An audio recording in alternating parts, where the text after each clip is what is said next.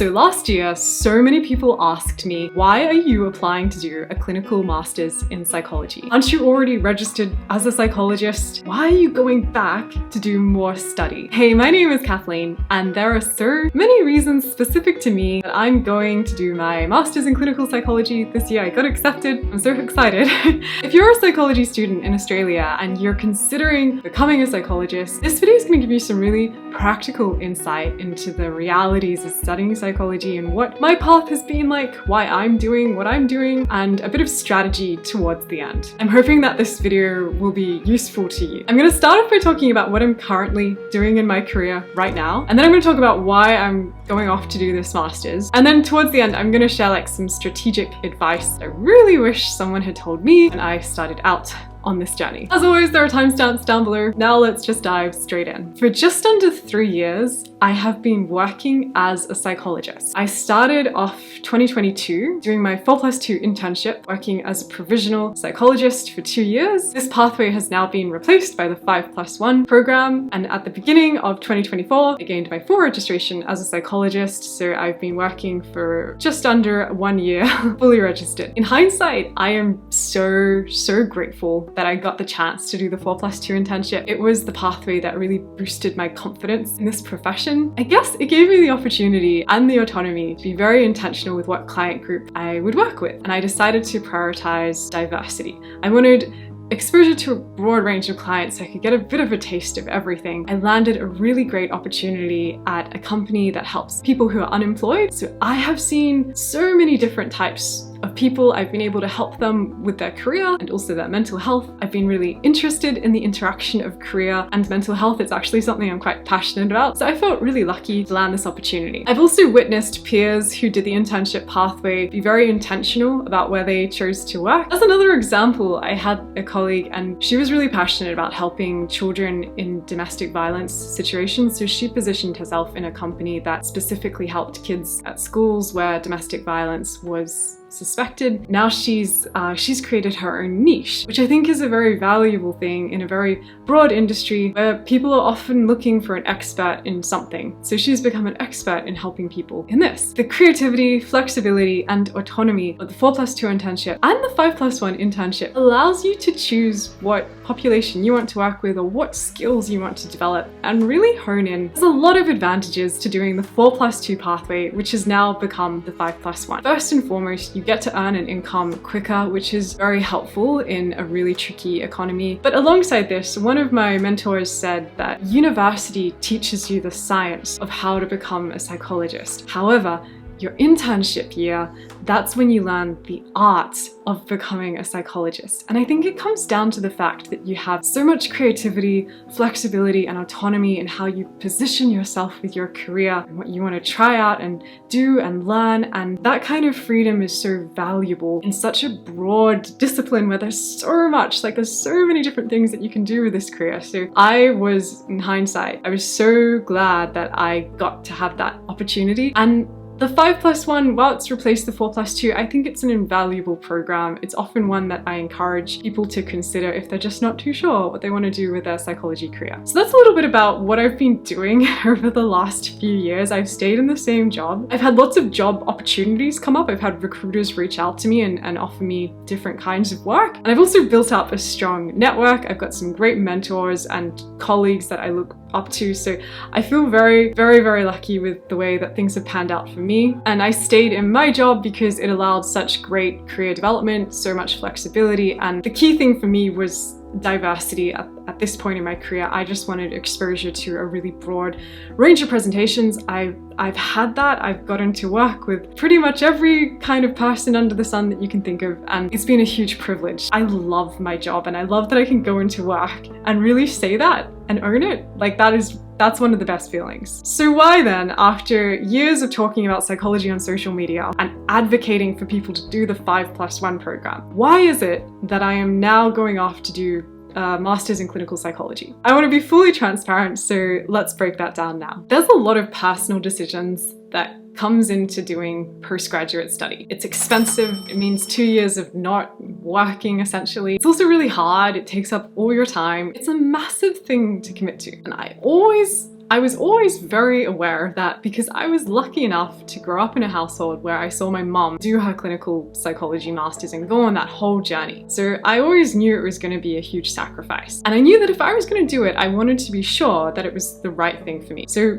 for me, I spent a lot of time grappling about what endorsement pathway to pick. I was really drawn to educational psychology. I was also drawn to organizational, and I was drawn to clinical too. My internship allowed me to appreciate that I really love working with people one-on-one. I really love trying to learn about someone and trying to understand things from their perspective. I love doing intervention work. I love being able to teach people skills. I also love teaching myself different skills. And I think something that I've really appreciated in my job, I enjoy working with people who have complex presentations. I don't like it when people are misjudged by their label, and I think there's a lot of people out there that have really complex needs that need good quality support and lack the access to it. So going on the 4+2 internship journey really helped me discern that clinical psychology was probably the area that was calling to me the most. However, I'm the kind of person that likes lots of different things, so I think I'm probably going to be the kind of person that struggles to niche down, which is just going to be another journey I'm going to have to experience. I could keep working as a registered psychologist and keep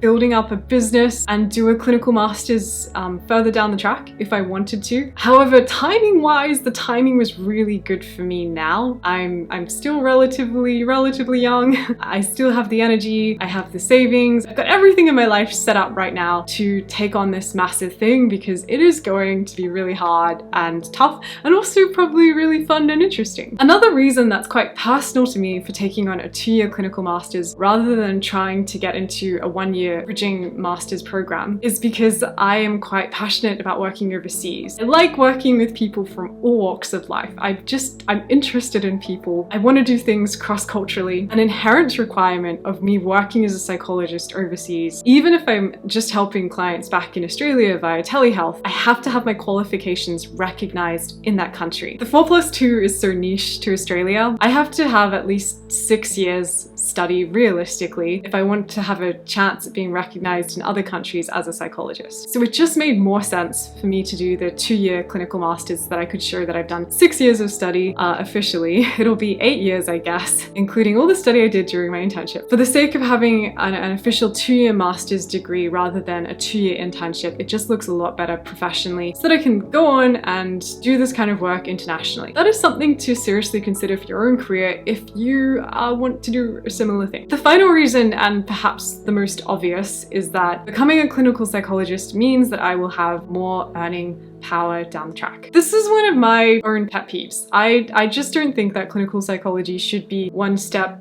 up from other endorsements. I think there is a lot of value in different types of psychology, and I don't like Australia's bias to clinical. And basically it just means that if you go into private practice, you're running your own business, clinical psychs can offer a higher Medicare rebate. So they can get more money coming in compared to a registered psychologist or a psychologist with another endorsement. Because I am looking to go on and do private work, I want to have my own business, it just makes more sense for me to set myself up as financially well as I can. And it's very tricky as well because psychology is a discipline that's not about the money. There's a big element of sacrifice that comes into this. I have definitely witnessed that in my current job. I've witnessed people from all walks of life, people from lower socioeconomic backgrounds who desperately need help and have more complex presentations come to see me, someone who is an early career psychologist. Often I have to refer these clients to get more specialist help. My work is very limited. Often there's also a lack of specialist help out there. So it's a very, very tricky situation. I know that my mom has had situations where she's offered clients bulk billing because she's seen they've had a very difficult life, they don't have the finances and they desperately need the help. Psychology, this whole profession has to come with a heart of service. It doesn't mean that you're not going to earn a decent amount. It is a well-paid profession. There are limits, there's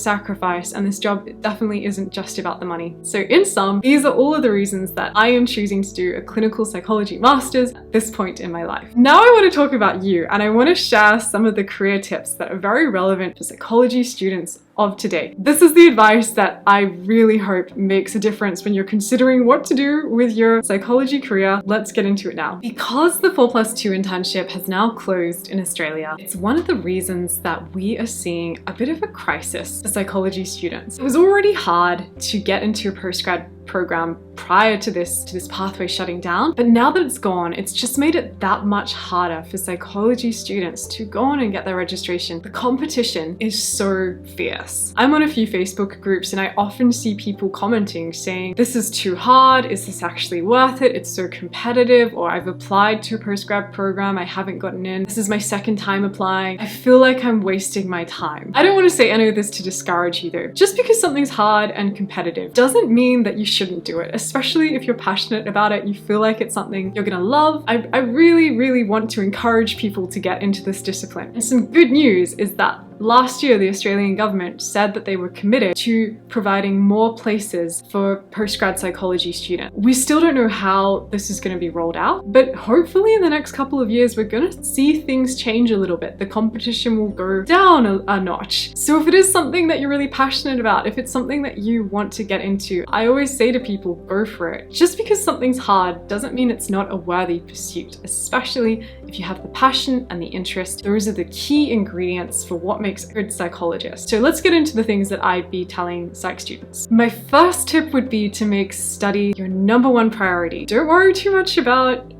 getting experience. Really knuckle down during your undergrad and especially your honors year to try and get the best grades that you can get. Because ultimately you can always get more experience down the track after study with work or volunteering. However, your grades are set in stone. They are probably the most important thing. So you want to really work hard at this. And also remember, it's okay if you have a semester where you don't do so great. I definitely got a couple of passes and credits. It's also okay if you don't come out with a first class honors. If things don't work out the way you want, you're still really passionate about this and you want to get in, there are other things that you can consider, like the grad dip and the advanced grad dip. The second piece of advice is that when it comes to applying for postgrad, normalize rejection. Just accept that you probably will get rejected. That is a normal part of the process. These applications are just so competitive and you don't really know what different universities are going to judge you on or what they're specifically looking for. I learned so much from applying to lots of different universities last year, and I'm going to make a whole video on all the different things that I learned to help you out when it comes to applications, so stay tuned for that. But yeah, look, if you don't get in the first time you apply or the second time you apply, I know it's not nice and I know it's really kind of soul crushing to get rejected. Normalize it, because rejection is just redirection. Rejection is the opportunity for you to do something completely different. And maybe it's going outside of the field of psychology for a bit and trying out a different skill set altogether. That's kind of what I did. And it's enriched my life, and I think it's made me a better psychologist as well. The final thing that I want to share in this video from what I observed doing my master's applications last year is that clinical psychology appears to be the most popular pathway. And there's good reason for that. It comes with a higher Medicare rebate. I think a lot of universities project it as being like the best pathway to get into.